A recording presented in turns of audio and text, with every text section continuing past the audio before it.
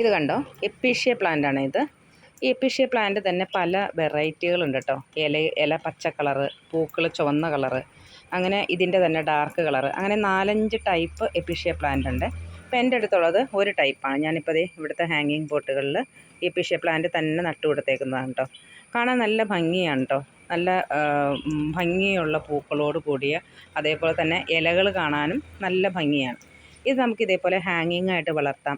അല്ലെങ്കിൽ നമുക്ക് നല്ല ഹൈറ്റുള്ള പോട്ടുകളിൽ വളർത്തിയിട്ട് നമ്മുടെ സിറ്റ് ഔട്ടിലൊക്കെ വെച്ച് കൊടുത്തു കഴിഞ്ഞാൽ ഈ പൊക്കമുള്ള പോട്ടിൽ നിന്ന് താഴേക്ക് ഇങ്ങനെ തൂങ്ങി വളർന്ന് കാണാനായിട്ട് നല്ല ഭംഗിയായിരിക്കും, നിറച്ച് പൂക്കളായിട്ട്.